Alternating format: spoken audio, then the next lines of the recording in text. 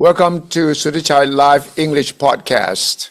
Thailand is walking a very tight rope in negotiating for a better deal with President Donald Trump's government.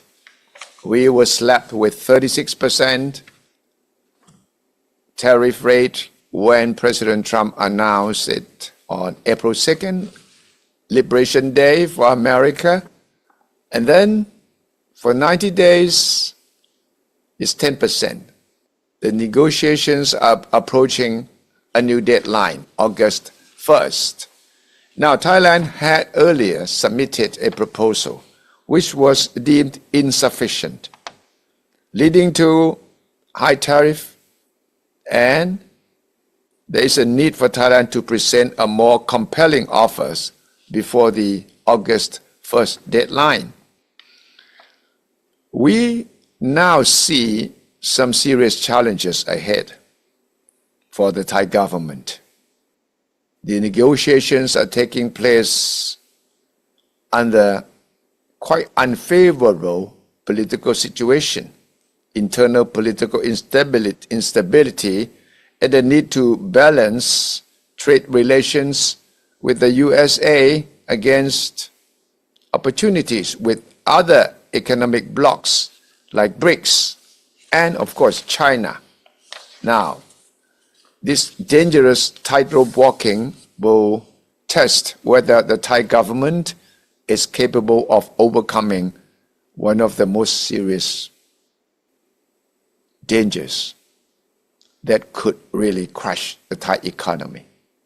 Now let Ping and Pong sit down and unpack this particular story. I think the original source of the opinions are from 101 World, one of the academic think tanks which have been following economic and political issues quite in-depth and seriously. Hi, Ping and Pong. Welcome to Suthichai Live English Podcast. I am Ping. And I am Pong. We are Suthichai's AI team of commentators. Welcome to the deep dive. Today, we're tackling something really pressing. It's got huge implications for Southeast Asia. That's right. We're talking about the impending 36% U.S. import tariff on all goods coming from Thailand. It's set to kick in August 1st, 2025. So a really tight deadline. Our goal here for you is to really unpack what this means for Thailand. Why is the U.S. taking this really firm stance? And crucially, what options does Thailand actually have left? Time is running out. Exactly. And just so you know where we're coming from, we're drawing on quite a range of sources here. We've got analyses from academics, experts in international relations, economics. Giving us that theoretical background. Precisely. And we also have perspectives directly from a representative of Thai export associations, so you get the on-the-ground view too. Good. A well-rounded picture. Okay, let's unpack this then. Why is the U.S. under President Trump taking such a firm stance? And what does this 36% figure really represent? It seems quite specific. Well, the 36% itself, we'll get into why that specific number later, but the overall stance, it's really a core part of Trump's America First strategy. Right. We heard that phrase a lot in his first term. He did. And the goal is always aiming for the highest national benefit for the U.S., viewed mainly through an economic lens. Remember the trade conflict with China? Of course. Well, this time, what analysts are calling Trump 2.0, it seems to be expanding that tariff approach globally. It's a much more aggressive use of tariffs to basically force negotiations that favor U.S. interests. So it's a tool. Essentially, a pressure tool. Exactly. Trump's perspective, consistently, is that the previous trade system was unfair, that too many countries were running trade surpluses with the U.S., benefiting, at America's expense, in his view. And tariffs are the way to fix that. Tariffs are his lever to rebalance things. Prapi Apichatsakul, he's an expert in American studies, put it quite well. He said, the consistent principle is America First, where Trump views past trade systems as unfair due to many countries' trade surpluses with the U.S., and tariffs are his tool to rebalance. Okay, that makes sense as a strategy, but here's where it gets really interesting for me. What about his communication style? Publishing letters on Truth Social? Yeah. All caps, exclamation marks. That's not standard diplomacy. No, it's definitely not standard. And it looks aggressive, right? But the analysis suggests this directness is actually quite calculated. How so? It's meant to send a crystal clear signal. an unambiguous demand. It basically shouts, negotiate now. Prapi Apichatsikol, again, he compares it to a legal notice, like a demand letter before you sue someone. Oh, okay, like a final warning. Sort of, giving the debtor, in this case the trading partner, a chance to respond before the penalty, the tariff, hits. And, it seems to work after that Liberation Day announcement back in April. When he first announced these global tariffs. Right. A lot of countries, Vietnam, for example, immediately sent teams to Washington to negotiate. So the style, while unconventional, prompts action. Okay, so it's about forcing negotiation. But what does this do to traditional alliances? Thailand's been a long-standing U.S. ally. Does that count for anything here? Does it offer any leverage? That's a really critical point. And under this Trump 2.0 approach, it seems traditional alliances, especially within ASEAN, don't automatically get you a pass on tariffs. So being an ally isn't a shield anymore. It doesn't seem to be the primary factor. The focus is very much on the bilateral economic relationship. How much importance the U.S. places on allies in the Indo-Pacific now compared to Trump's first term? Well, it's actually kind of unclear. Less clear than before. Yeah, the first term had a more defined Indo-Pacific strategy. Now the vibe seems more go it alone. We're really waiting for the new national security strategy to get a clearer picture of his view on regional alliances. But the key thing to remember, even with this seeming uncertainty, is that underlying principle, America first. So for any country negotiating, like Thailand, they need to understand exactly what Trump wants in concrete terms. And they need to offer something tangible that directly benefits the U.S., even if it means, giving something up front. It's very transactional. Okay, let's shift focus specifically to Thailand's situation then, that 36% tariff. You mentioned we'd come back to it, the fact it's the same number as the initial threat. What does that tell us about Thailand's first round of talks? It strongly suggests that first attempt wasn't successful from the U.S. perspective. Jyotipip Jangwanik, she's an economics professor, believes that 36% directly reflects Trump being unsatisfied with Thailand's first offer back in May.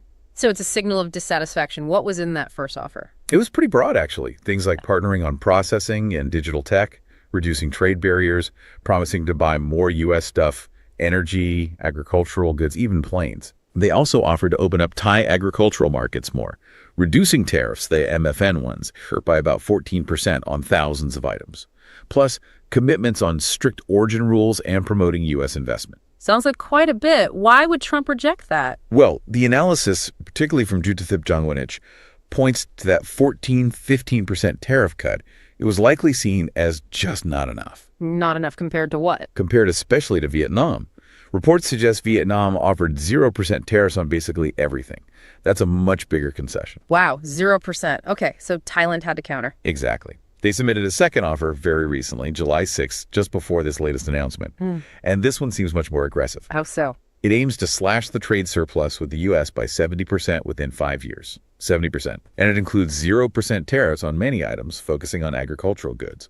Some analysts think this offer might actually be more appealing to the U.S. than Vietnam's, potentially. Okay, so a much stronger second offer on the table now. But this difference in potential tariffs, 36% for Thailand, maybe 20% for Vietnam, that raises big questions about competitiveness. Why should this concern you, the listener, especially if you're involved in regional business or investment? It's a huge concern. If that gap, say 16 percentage points, actually happens, it makes it much harder for Thai goods to compete with Vietnamese goods in the U.S. market. For similar products, that's a massive price disadvantage. Could investors pull out of Thailand? There's definitely a risk of lost competitiveness, maybe diverting investment. But Jyotipip Jangwanik adds some important nuance here. Okay. She points out that investors might not just pack up and leave for Vietnam wholesale.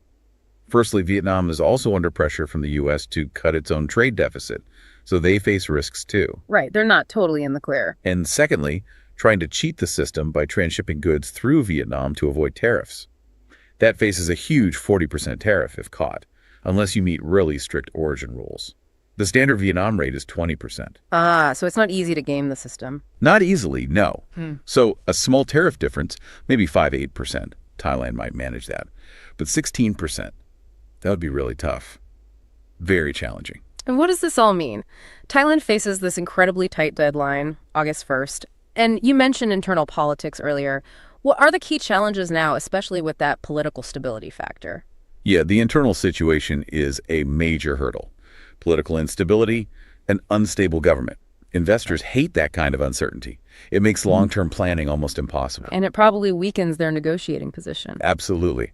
A government that seems unstable might struggle to make credible long-term commitments that the U.S. side would demand. Plus, they just submitted this second offer. They need to follow up fast. No time to waste. None at all. They need to figure out what else the U.S. wants, keep the talks going without any delays. Remember, other countries, big economies like South Korea, Japan, they're all competing for negotiation time with the U.S. too. Political unity and speed are absolutely essential for Thailand right now. Okay, let's bring this down to earth even more. How will actual Thai businesses, the exporters on the ground, be affected if this 36% tariff hits? Does it impact everyone equally? Not entirely equally, according to Kittipan Suthichai, who leads the Thai Exporter and Manufacturer Association. He suggests that SMEs, the smaller companies, in really specific niche markets might fare a bit better. Like what kind of niches? Think maybe specific food ingredients only used in Thai restaurants in the U.S. or unique craft items, things where demand is very specific and there isn't much direct competition. They might have some buffer. But not everyone is in a niche. Exactly. He warns that SMEs and more standard sectors, think gems, rice, and definitely the large exporters, they're going to be hit hard. It could be a major blow. Who are these large exporters most at risk? Kittipan breaks it down into four main groups. First, U.S. companies actually manufacturing in Thailand to export back home. They'll be tariffing their own goods. Okay. Second, Chinese firms in Thailand, especially any potentially using questionable origin rules to bypass other tariffs. That's a risky game. Right, that could backfire. Definitely. Third, the big Thai corporations themselves, the major players. And fourth, all the smaller Thai SMEs that supply parts and services to those big companies. It's a whole chain reaction. A domino effect through the supply chain. So, given all that, what's considered an acceptable tariff rate? What could Thai businesses live with? Kittipan suggests that something in the range of 25% to 30% might be manageable, though still painful. Anything higher than 30%, he thinks, would really threaten their competitiveness in the U.S. market. So the goal is to negotiate it down from 36% to below 30%. That seems to be the target range they're hoping for. And he really emphasizes the need for a Team Thailand approach to get there. Team Thailand. What does that mean in practice? It means it can't just be the finance minister handling it. It needs close coordination between foreign affairs, commerce, industry, agriculture, all key ministries working together. And the private sector. Absolutely critical. Groups like the Thai Chamber of Commerce, Federation of Thai Industries, the Bankers Association, they need to be involved, providing real-time data and practical insights. It has to be a unified national effort. You mentioned Kittipan Suthichai used that cowboy analogy for Trump's negotiation style, puts a gun on the table. It sounds like negotiating requires a very specific approach then. How does that analogy play out? It really highlights the direct, forceful nature of it. No beating around the bush, demands are likely to be blunt, and the timeline's short. It means Thailand has to be incredibly careful about what it concedes. Right. Can't just give everything away. Precisely. Take that idea of 0% tariffs on U.S. farm goods. While it might please the U.S., it could devastate local Thai farmers. That would cause huge domestic problems.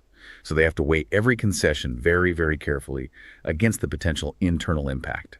It's a real balancing act. And adding another layer of complexity, Thailand joining BRICS. How does that fit into all this? The U.S. isn't exactly a fan of BRICS. No, it definitely complicates things. The U.S. tends to view BRICS, the group with Brazil, Russia, India, China, South Africa, rather unfavorably, almost as a geopolitical counterweight.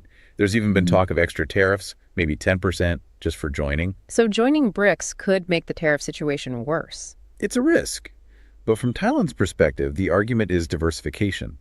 BRICS represents a huge market, 4 billion people. Can Thailand afford not to engage with that market, especially if trade with the U.S. becomes more difficult? They can't put all their eggs in the U.S. basket, which is only 200 million people. So it's about balancing relationships, a tricky path. Very tricky.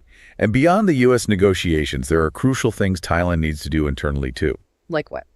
Well, first, a really strong crackdown on any companies, particularly Chinese farms, using Thailand improperly to skirt origin rules and tariffs. That practice just invites U.S. scrutiny and damages Thailand's reputation. Clean up their own house, basically. Exactly. And second, really push and promote Thai soft power goods, things where Thailand has a unique edge. Processed foods, specific agricultural items, cosmetics, health products, maybe even unique local spirits. Things that are distinctly Thai. Right. These often have niche markets, strong branding potential, and might be less sensitive to broad tariffs. It's about moving up the value chain and leveraging Thailand's cultural identity in its exports. This deep dive really shows us the complexity, doesn't it? Global trade, national interests colliding so directly. It leaves us with, I think, a fascinating question for you to ponder. In an era where these major powers increasingly seem to prioritize going it alone, sometimes sidelining traditional alliances, how can mid-sized economies like Thailand navigate these really turbulent waters? How do they secure their prosperity and stay strategically relevant? What does that look like going forward? That's the multi-billion-dollar question, isn't it? Finding that path will be key. Thank you for following Suthichai Live English Podcast. We will be following current issues in Thailand, ASEAN, and the region for you. I am Ping. And I am Pong. Thank you, Ping and Pong. And stay tuned for the next episode of Suthichai Live English Podcast. Thank you for watching.